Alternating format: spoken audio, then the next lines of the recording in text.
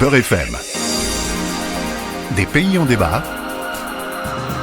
Pierre-Henri. Vous vous posez parfois des questions sur l'actualité ou l'histoire, la géographie d'un pays.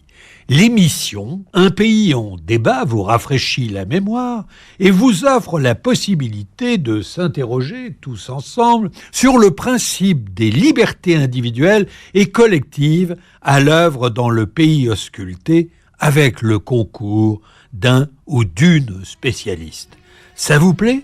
Alors suivez-moi, nous sommes bien sur Beurre FM.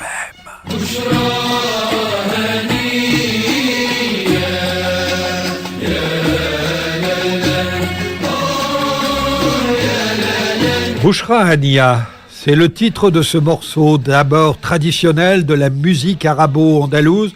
C'est une mélodie qui traverse les siècles.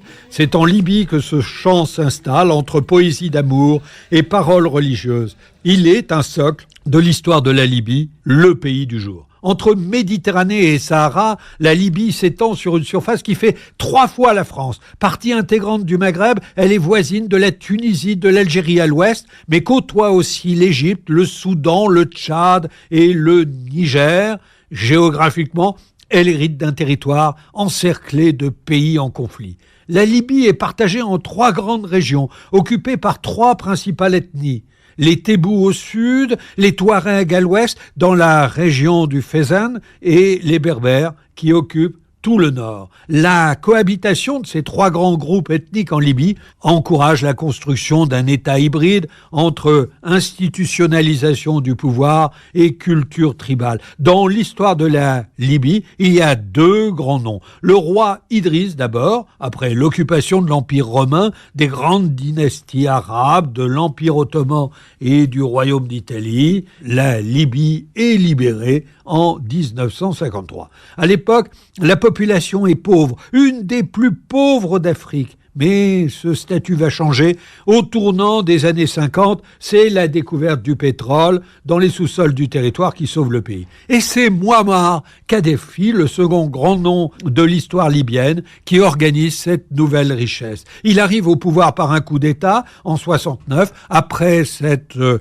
proclamé guide de la révolution, il fait de la Libye une république, un système politique qui se veut démocratique. Attention, j'ai bien dit qui se veut parce qu'en réalité, il balance entre idéologie socialiste et oppression des masses populaires, entre rehaussement du niveau de vie et autoritarisme politique. En 2011, l'assassinat de Kadhafi à l'octobre plonge le pays dans une guerre civile. Sur base de conflits ethniques, depuis 2015, l'État islamique gagne du terrain. Le pouvoir est partagé entre l'Est, l'Ouest et incarné par le général Haftar et Fayez al-Sarraj. Un pays déchiré donc, qui reste pourtant un carrefour des migrations. Des milliers de migrants prennent la mer depuis les ports libyens. Ils y trouvent parfois la mort au large des côtes ou bien se font rattraper par les autorités libyennes. On parle de réfugiés venus d'Érythrée, d'Éthiopie, de Somalie qui fuient la guerre, qui parviennent en Libye où ils sont laissés à des conditions de vie inhumaines. Maltraitance, enlèvement, vente d'humains sont monnaie courante pour ces individus en exil. C'est le sujet qu'on va aborder aujourd'hui dans un pays en débat avec Jalal Archaoui, notre invité du jour. Jalal Archaoui, bonjour. Bonjour. Vous êtes titulaire d'une thèse en géopolitique qui traite notamment de la dimension internationale du conflit libyen. Vous êtes politologue, vous êtes un spécialiste de l'ère nord-africaine. Vos recherches sont focalisées principalement sur la sécurité du territoire libyen, sur l'économie politique. La première question que j'ai envie de vous poser sur la Libye, chacun connaît depuis plus de 10 ans le chaos qui règne en Libye. Comment expliquer que la Libye reste une destination privilégiée pour les migrants ? D'abord, c'est pas tellement une destination, c'est d'abord perçu comme un lieu de passage vers l'Europe. Après, il est vrai que quand on regarde le point d'origine de ces migrants, la plupart du temps subsahariens, certains des endroits d'où ils partent constituent des théâtres plus dangereux encore que la Libye. Je pense par exemple à la province du Tigré en Éthiopie. C'est une guerre qui est plus grave que la guerre d'Ukraine. C'est la guerre d'Ukraine qui domine les médias et pas la guerre éthiopienne.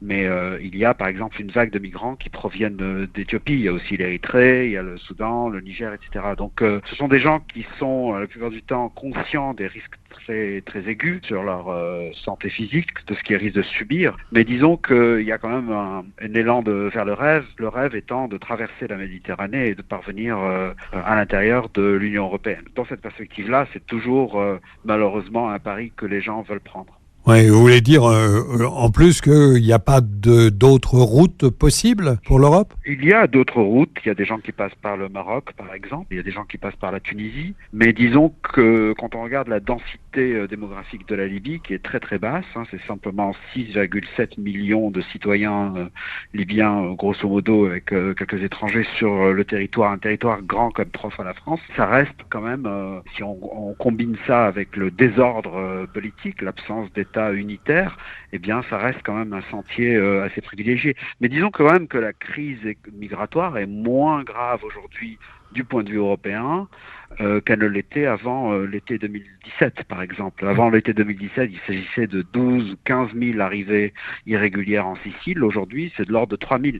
Donc, la souffrance, elle a surtout lieu sur le territoire libyen. Oui, nous allons y venir. Alors justement, les conditions de vie des migrants sont dénoncées, documentées par de nombreuses organisations, de nombreux témoignages depuis 2016. Et pourtant, on a l'impression que ça continue aujourd'hui dans la plus grande impunité.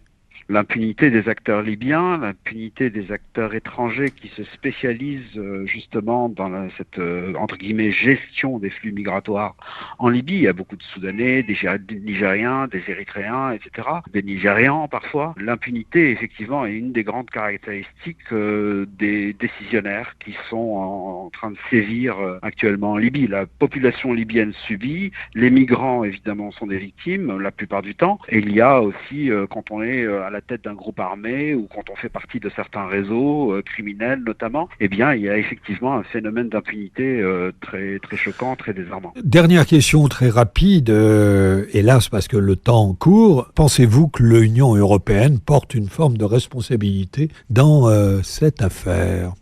Oui, il y a la stabilisation à laquelle je faisais allusion tout à l'heure. C'est-à-dire qu'il y a un modus operandi qui a pris racine depuis 5 ans et l'Union européenne n'a pas façonné l'ensemble de ce modus operandi, mais disons qu'elle a participé à cette stabilisation, entre guillemets. Donc le fait que les gardes-côtes libyens travaillent en tant qu'intercepteurs et qui ramènent dans des conditions souvent outrancières les migrants qui se retrouvent être extrêmement maltraités dans des centres de détention, parfois officiels, parfois complètement sauvages, où ils sont exposés à des exactions systématiques.